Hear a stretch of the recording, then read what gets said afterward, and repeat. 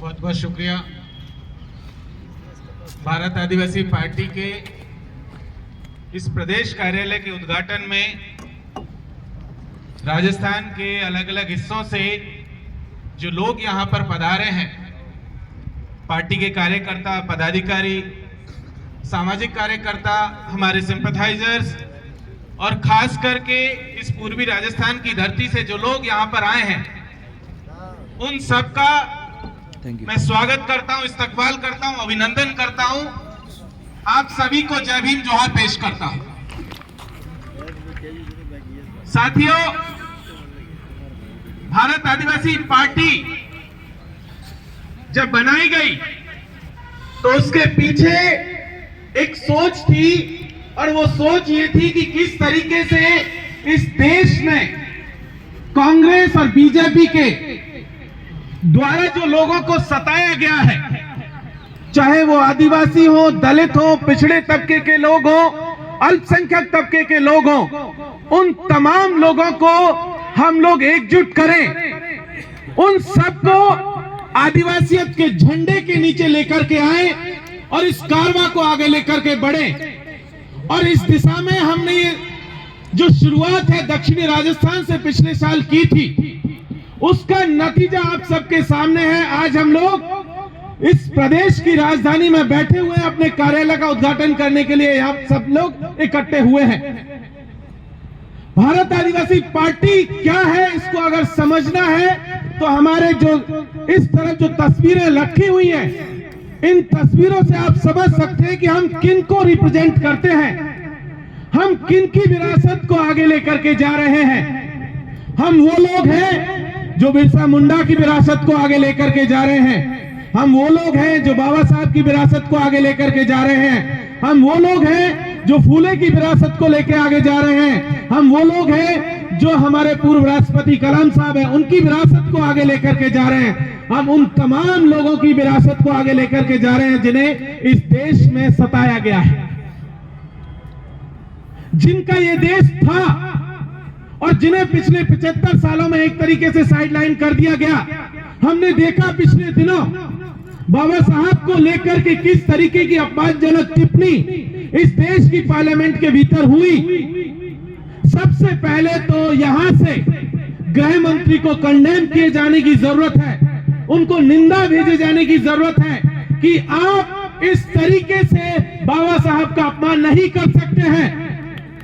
साथ ही साथ एक मैसेज कांग्रेस को भी देने की जरूरत है कि आप बाबा साहब के नाम पर एक घड़ियाली आंसू बहाना बंद कीजिए। अगर आप में सच में ताकत है, बाबा साहब की विरासत को मानने वाले अगर आप लोग हैं, तो बाबा साहब की 22 प्रतिज्ञाओं को दोहराइए, आप मनुस्मृति का दहन कीजिए।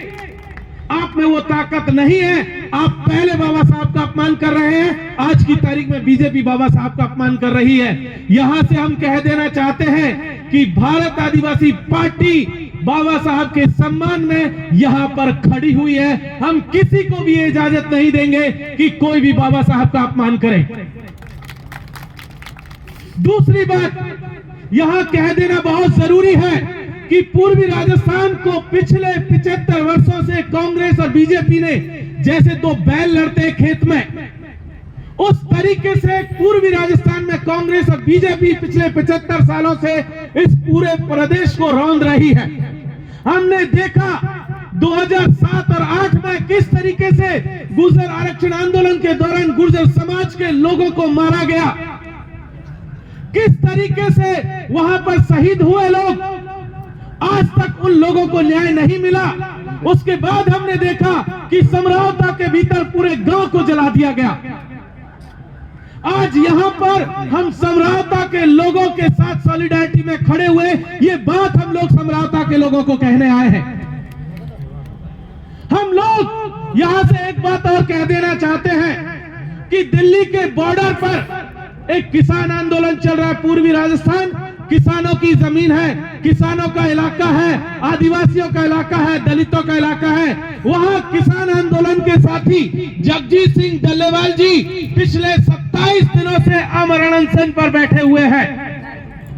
हम उनको यहां से कह देना चाहते हैं कि किसानों की आवाज में भारत आदिवासी पार्टी अपनी आवाज को बुलंद करती है। हम लोग किसानों के साथ में खड़े हुए हैं।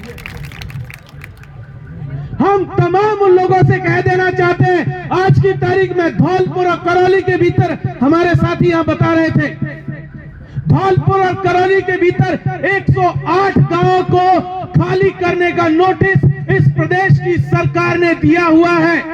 कह रहे हैं कि यहां पर कुछ टाइगर रिजर्व बनेगा, कुछ कह रहे हैं कि यहां पर कुछ हिस्से में मगरमच्छों का, घड़ियालों का अभ्यारण्य बना जाएगा चंबल के किनारे।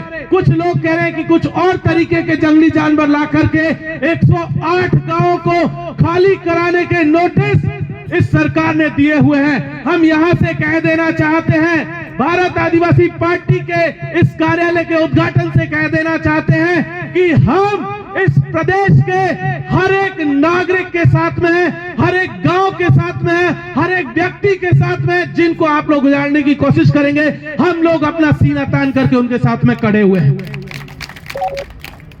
आपको एक भी गांव हम उजाड़ने नहीं देंगे। हम आपको